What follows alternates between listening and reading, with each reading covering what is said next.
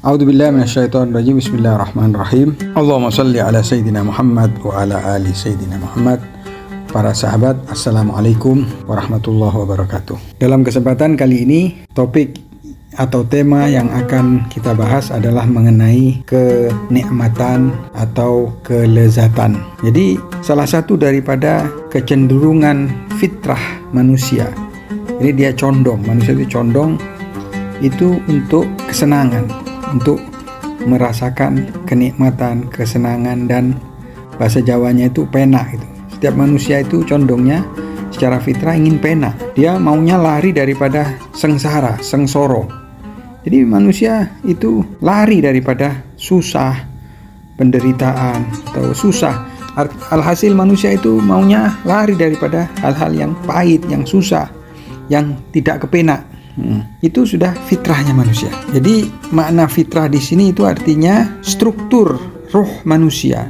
Dia tidak bisa berpaling daripada kesenangan dan kelezatan, kenikmatan. Dia tidak bisa berpaling. Maunya dia senang. Ataupun bisa kita katakan tidak ada manusia yang mencari kepahitan, mencari penderitaan, mencari susah, sulit dalam hidupnya. Nggak ada.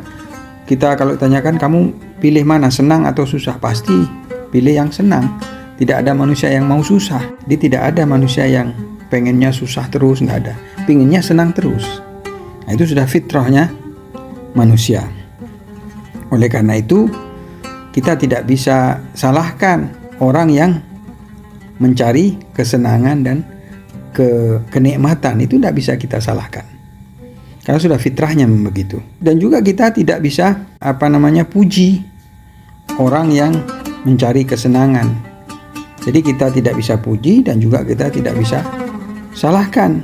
Jadi kita tidak bisa salahkan apabila ada orang mencari kesenangan atau kenikmatan. Ataupun kita puji orang yang mencari kenikmatan, kita puji, wah hebat ini orang. Ya memang sudah fitrahnya. Atau orang yang lari daripada penderitaan, lari daripada susah, kemudian kita salahkan misalkan. Karena ini sudah di luar kategori akhlak, bukan. Karena itu bersifat fitrah.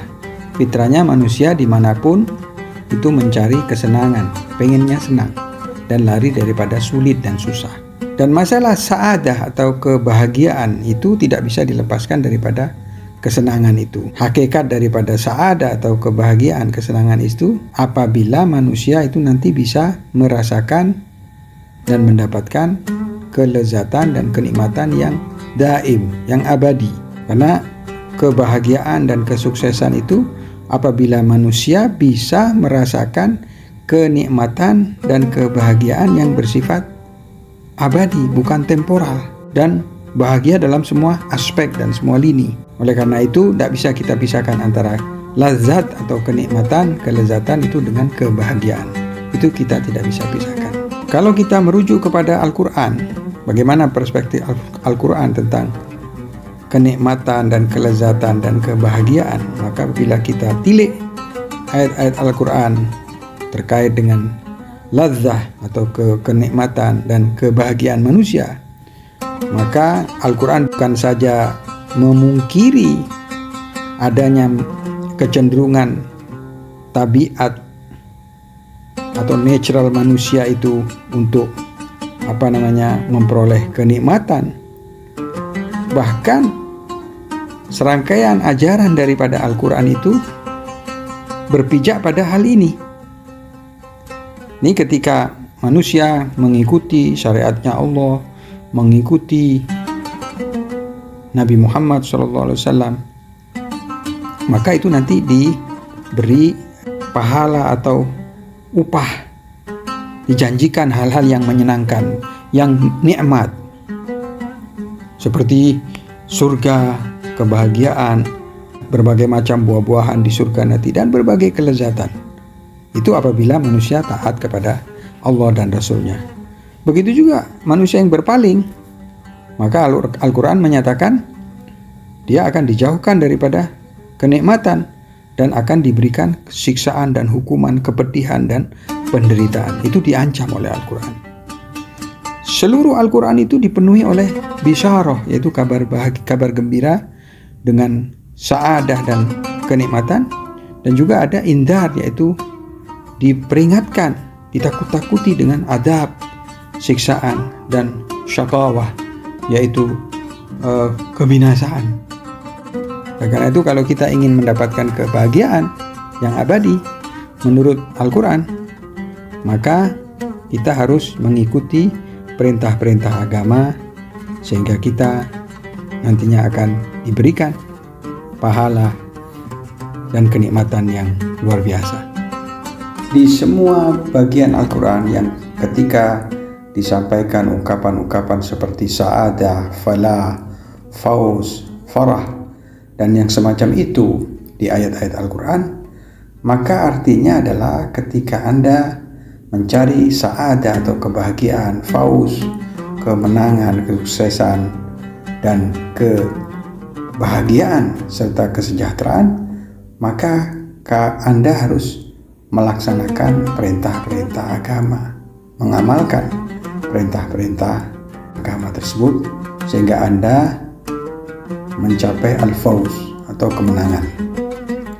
Dan Al-Quran selain menjelaskan secara umum dalam hal ini, Al-Quran juga menyampaikan bisyarah atau berita-berita gembira terkait dengan kenikmatan-kenikmatan ukhrawi dan duniawi, dan juga memberikan peringatan seperti sisaan duniawi dan ukhrawi juga. Dan dalam beberapa ungkapan disebutkan kata ladzah. Dalam Al-Quran disebutkan fiha ma tastahihil anfus wa taladdul a'yun. Jadi di surga itu nanti terdapat ma tastahihil anfus, apa-apa yang diinginkan oleh nafas, apa-apa yang diinginkan oleh jiwa, menginginkan apapun di surga itu akan tersedia. Wa taladdul a'yun, dan mata memandang apa yang diinginkan itu akan disediakan di sana.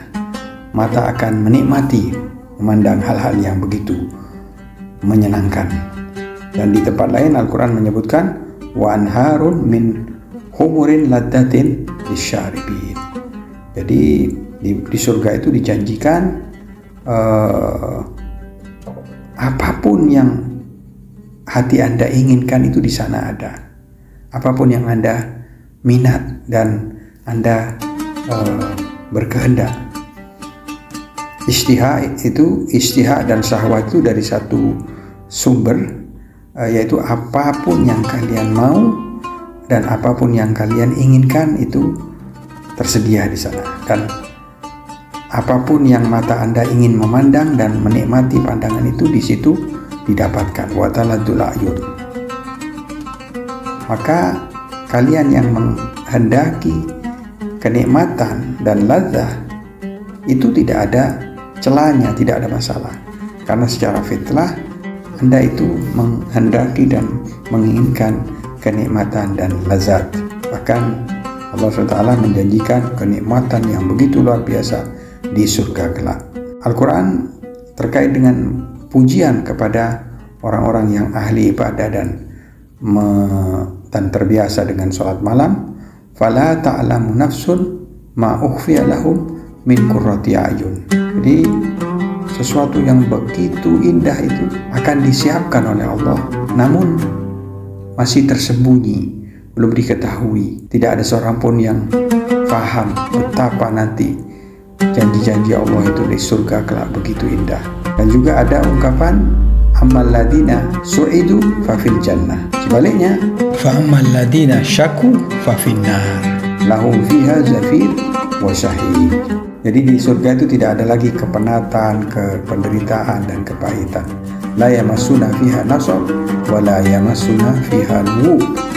Oleh karena itu, karena secara fitrahnya manusia itu mencari kesenangan, kenikmatan, dan juga secara fitrahnya ingin lari dan menjauh daripada penderitaan dan kepahitan serta kesusahan dan kesulitan, maka Al-Quran menyatakan apabila engkau ingin mendapatkan kebahagiaan yang mutlak, kesenangan yang mutlak itu adanya di akhirat, di surga kelak.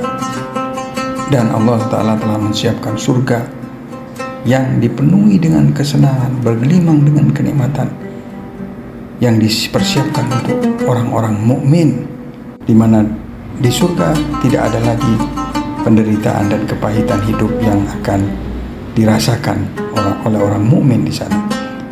Begitu juga ada ungkapan walanuhyiyannahu hayatan thayyibah. Di Al-Quran memberikan satu dorongan agar manusia beriman dan beramal soleh, sehingga Allah nanti akan karuniakan hayat thayyib, kehidupan yang baik dan kehidupan yang penuh dengan kenikmatan. Al-Quran di satu sisi menganjurkan agar manusia menguatkan keimanannya dan plus beramal soleh, karena di sebalik itu sudah disiapkan pahala akhirat yang begitu mencengangkan berupa kebahagiaan dan kenikmatan yang abadi. Kenapa kita memiliki pandangan negatif terhadap pihak-pihak yang mencari kesenangan di sini? Dan ada beberapa poin. Yang pertama, janganlah manusia demi memperoleh kenikmatan dan kesenangan yang sementara, mereka menggadaikan kenikmatan dan kebahagiaan yang abadi di akhirat. Jangan menggadaikan yang abadi untuk yang sementara. Inilah pesan daripada Al-Quran. Bukan kita tidak boleh mencari kesenangan di dunia. Yang dilarang adalah mendahulukan kesenangan-kesenangan yang sementara dan melupakan kesenangan akhirat kelak, dan menggadaikan kesenangan akhirat demi memperoleh kesenangan sesaat di dunia. Di Al-Quran menggesa kita untuk kita memikirkan dan tidak melupakan kesenangan abadi yang sudah dipersiapkan oleh Allah untuk orang-orang mukmin. Karena di sini ada pilihan, ada kalanya kita harus memilih. Apakah kita memilih kesenangan sesaat yang diharamkan oleh Allah dan kita gadaikan kesenangan akhirat demi kesenangan sesaat itu, ataukah kita rela demi memperoleh kesenangan yang abadi kelak, kita tinggalkan kesenangan sesaat yang tidak sesuai dengan syariat Allah Subhanahu wa Ta'ala. Disinilah kita diuji. Pada kalanya kita lebih condong untuk memilih kesenangan sesaat yang tidak bernilai. Disinilah kita memiliki pandangan negatif terhadap perbuatan hanya mencari kesenangan yang sesaat dan melupakan kebahagiaan abadi di akhirat kelak. Sementara itu, poin yang kedua, manusia harus sadar bahwasanya ketika hidup di dunia itu tidak mungkin dia lepas daripada kesulitan dan kepahitan. Dan karena manusia menginginkan kebahagiaan yang abadi dan dia ingin menjauh dan lari daripada hal-hal yang menyebabkan dia akan terjatuh kepada kepahitan dan penderitaan, maka dia tidak sadar atau melupakan bahwasanya kehidupan dunia ini pasti disertai dengan kepahitan dan kesusahan serta penderitaan. Al-Quran bersandar kepada masalah ini, bahwasanya kehidupan manusia itu selalu bersama dengan kesulitan dan kepahitan, dan kita harus terima bahwasanya kehidupan di dunia ini tanpa kepahitan tidak akan mungkin. Laqad khalaqnal insana fi kabad.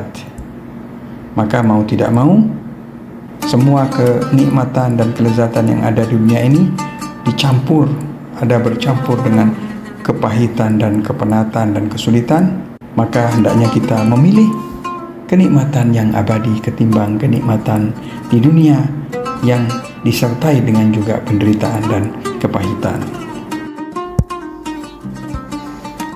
Poin yang ketiga, manusia itu sejak dia dilahirkan ke dunia, dia tidak langsung mengetahui semua kenikmatan-kenikmatan atau kelezatan dan tidak memiliki potensi untuk mengenali semua kelezatan-kelezatan. Pertama-tama dia mengenal kelezatan atau kenikmatan makan dan minum, kemudian kelezatan bermain, kemudian ketika sampai ke usia balik dia akan memahami kelezatan seksual, bukannya sejak lahir langsung dia bisa mengenali semua bentuk kelezatan-kelezatan secara umum. Tidak seperti itu. Ada serangkaian kelezatan-kelezatan yang tidak bisa dirasakan itu secara natural, di mana ada serangkaian kelezatan-kelezatan itu yang harus diupayakan oleh manusia agar mencapai kelezatan itu. Jadi kelezatan itu ada yang secara natural seperti buah anggur, itu ketika kita makan ya lezat. Tapi ada bentuk kelezatan yang harus melalui effort, melalui upaya, sehingga manusia mencapai satu kedudukan dia bisa merasakan kelezatan itu. Seperti kelezatan uns atau bermunajat dengan Allah Subhanahu wa Ta'ala dan takarrub, mendekatkan diri kepada Allah. Kelezatan membaca kalamullah Al-Quran. Kelezatan-kelezatan ini tidak muncul secara sendirinya kalau manusia tidak mengupayakannya terlebih dahulu, dan tidak akan sampai kepada pemahaman kelezatan itu tanpa ada upaya terlebih dahulu. Dan apabila manusia tidak mau bersusah payah untuk merasakan kelezatan yang tidak natural tadi itu, maka ini yang akan menjadi satu hal yang negatif, karena dia hanya akan merasakan kelezatan yang alamiah saja. Dan manusia harus memahami bahwasanya ada kelezatan-kelezatan lain, bukan hanya kelezatan-kelezatan yang natural tadi itu. Poin keempat, Al-Quran itu berfirman bahwasanya manusia itu secara tabiatnya itu menghendaki kelezatan-kelezatan materi dan duniawi. Padahal kelezatan akhirat itu seharusnya lebih diprioritaskan dan lebih utama. Dan dengan memperhatikan poin ini, maka kadang ada semacam tabrakan antara kelezatan-kelezatan itu dalam waktu yang bersamaan. Dan kita harus memilih. Maka kita harus memilih kelezatan yang lebih utama dan lebih prioritas. Kalau kita tidak memilih, maka akan menjadi sesuatu yang tidak ada value-nya. Kita harus mendahulukan kelezatan-kelezatan yang arjah, yang lebih utama. Dan lantaran manusia itu menghendaki kehidupan yang abadi, maka Allah SWT menuntunnya agar dia memilih kehidupan akhirat yang lebih utama. Kelezatan-kelezatan akhirat itu lebih afdol, lebih utama daripada kelezatan-kelezatan duniawi. Jadi intinya keutamaan akhirat itu jauh lebih baik daripada kehidupan dunia yang hanya sebentar. Begitu juga kelezatan-kelezatan akhirat itu jauh lebih baik. Khairun wa abqa, itu disebutkan di dalam Al-Quran. Juga lebih baik secara kualitas dan juga lebih langgeng. Ayat ini mengisyaratkan bahwasanya ada dua aspek kenapa kehidupan akhirat itu lebih baik. Pertama, dari segi kelanggengannya, dan kedua dari segi kualitas kelezatan dan kenikmatannya. Dan manusia secara fitrahnya itu memang mencari kenikmatan, dan akalnya menghukumi bahwasanya kenikmatan setahun itu lebih baik dari kenikmatan 1 jam. Lalu kalau ada kelezatan misalkan sama dari segi waktunya misalkan, tapi dari segi kualitasnya berbeda, maka tentu kita akan memilih kualitas yang lebih baik itu. Misalkan kelezatan yang bercampur dengan kepahitan, dan yang satu lagi kelezatan murni, tidak ada kepahitannya. Tentunya kita memilih kelezatan yang murni. Itulah manusia diberi kemampuan akal untuk memilah-milah dan memilih kelezatan mana yang harusnya dia pilih. Kelezatan di dunia ini tidak ada yang murni, melainkan ada kepahitan-kepahitannya. Sementara kelezatan akhirat itu semuanya murni. Maka hendaknya kita pilih kelezatan akhirat. Namun dikarenakan janji-janji Allah itu seperti hutang, tidak langsung ditunaikan kepada kita di dunia, maka kebanyakan manusia memilih dan mengutamakan kelezatan-kelezatan dunia yang tunai, yang bisa kita rasakan saat ini. Berbeda dengan kenikmatan-kenikmatan surga nanti di akhirat, itu berupa janji-janji yang Allah berikan kepada kita, belum ditunaikan saat di dunia ini. Maka manusia cenderung untuk memilih kelezatan yang tunai yang saat ini bisa dirasakan. Akan tetapi keimanan yang kuat itu akan bisa menjaga manusia untuk memilih kelezatan yang abadi ketimbang kelezatan yang tunai saat ini. Jadi poin yang kelima adalah peran keimanan dan makrifah dalam memilih kelezatan tersebut. Jadi manusia untuk mencapai kelezatan-kelezatan yang ada nilainya, itu dia harus tahan dan bersabar untuk menghadapi kesulitan-kesulitan. Contohnya, para pekerja, para buruh itu bekerja siang malam, karena dengan harapan nanti dia dapat upah, dapat gaji, dia bisa agak sedikit enak hidupnya.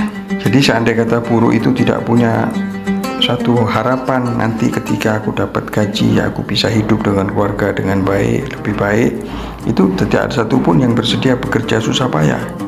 Maka kepahitan dan kesusahan dalam bekerja itu tujuannya adalah untuk bisa nanti bisa hidup lebih baik. Akan tetapi ketika hal ini terkait dengan kehidupan akhirat atau kenikmatan-kenikmatan akhirat yang dijanjikan oleh Allah, itu ada kalanya manusia memang bermalas-malasan. Mereka tidak bersedia untuk mencapai kelezatan yang akhirat yang hebat tadi, untuk merasakan kepahitan-kepahitan dan penderitaan-penderitaan terdahulu. Ini dikarenakan kelemahnya makrifah dan keimanan. Apabila manusia itu benar-benar percaya bahwa kehidupan akhirat itu jauh lebih baik daripada kehidupan dunia, maka manusia akan mau bersusah payah saat di dunia untuk mencapai manisnya kehidupan di akhirat yang tidak terbatas. Manusia pasti akan bisa melewati kepahitan-kepahitan di dunia itu demi mencapai kehidupan yang abadi di akhirat kelak.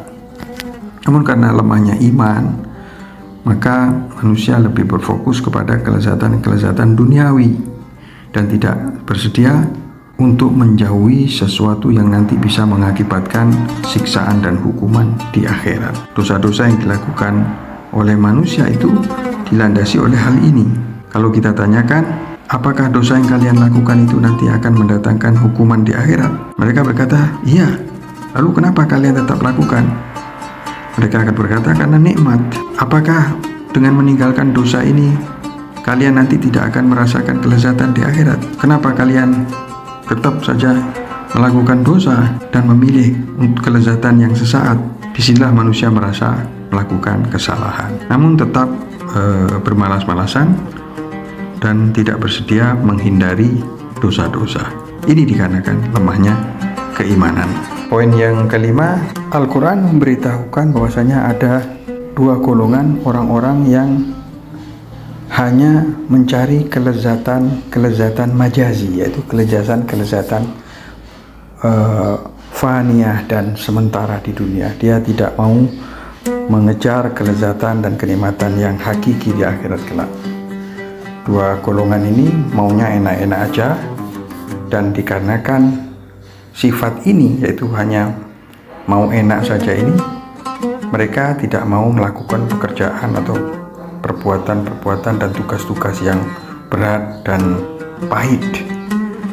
Padahal fitrah mereka itu sebetulnya menuntut mereka untuk harusnya mau melakukan pekerjaan-pekerjaan yang berat itu demi nanti mencapai kelezatan yang agung, kelezatan akhirat yang abadi kelak. Namun kelezatan dan kenikmatan majazi dan sifat mereka yang hanya ingin enak saja itu telah menjadi penghalang mereka untuk sampai kepada kenikmatan hakiki.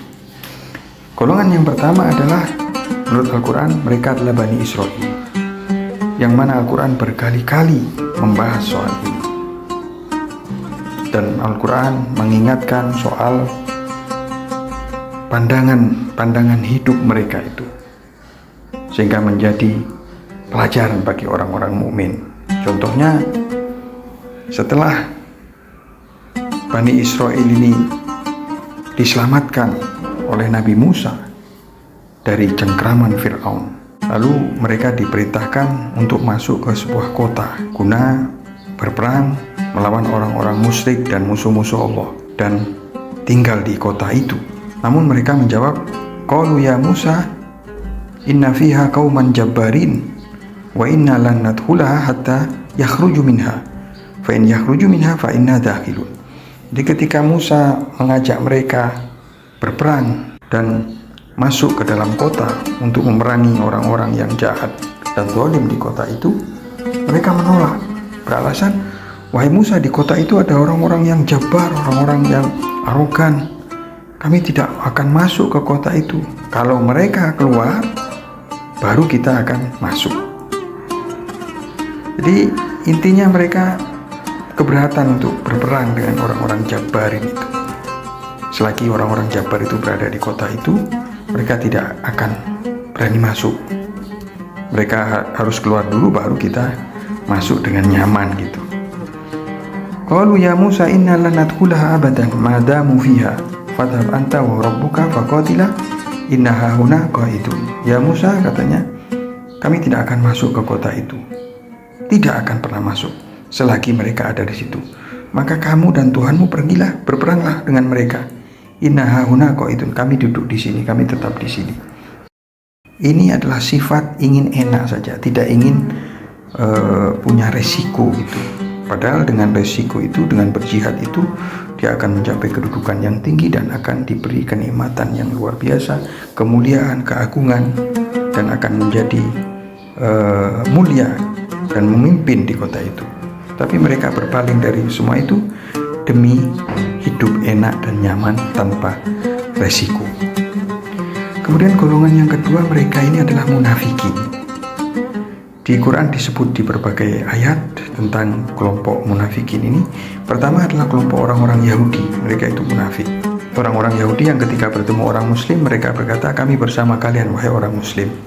Tapi ketika mereka bertemu dengan orang musyrik, beda lagi, mereka berkata kami dengan kalian. Kelompok yang kedua adalah kelompok musyrikin, yang pada lahiriahnya itu mereka masuk Islam dan mereka ngaku sudah masuk Islam dan mengikuti Nabi Muhammad dan agama Islam, tapi di batinnya mereka tidak ada iman.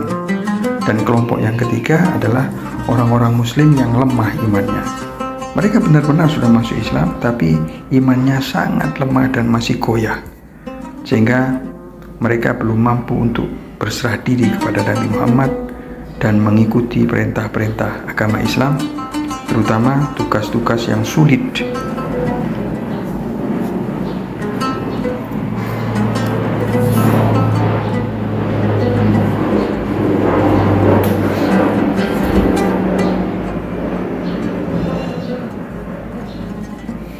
Setiap kali mereka diajak untuk berjihad, mereka beralasan, mencari-cari alasan untuk tidak ikut berperang dengan Nabi Muhammad.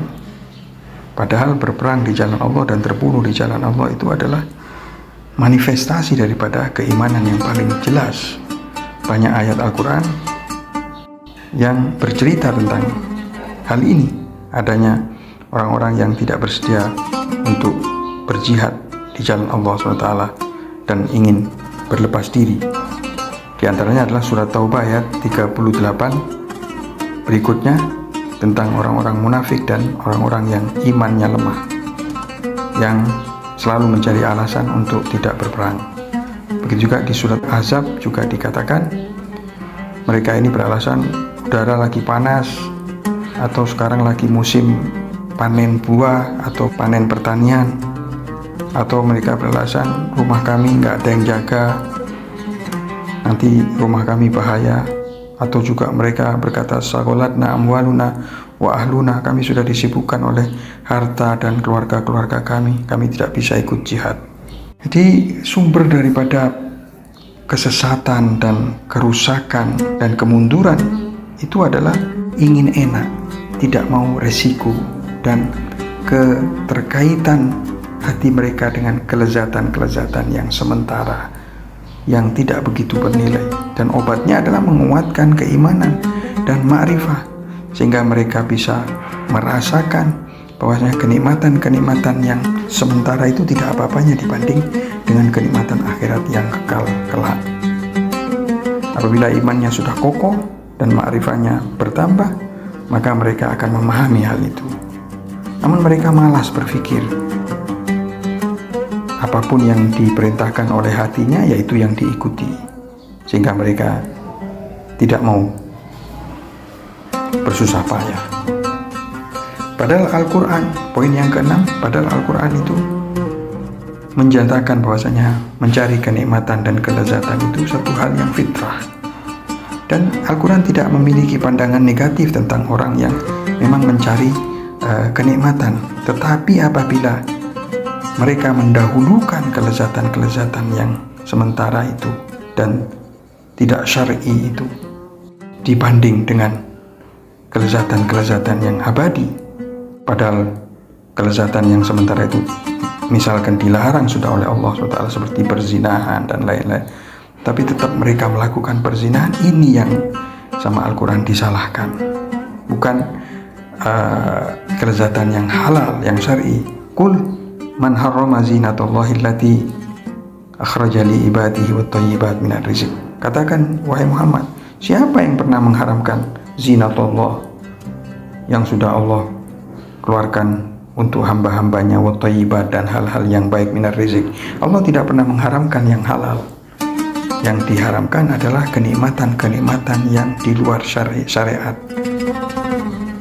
Karena itu sudah menjadi perhiasan-perhiasannya Allah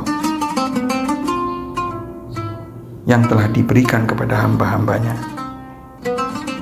Dan di ayat lanjutan ayatnya, qul hiya lilladzina amanu fil hayatid dunya khalisatan yaumal qiyamah.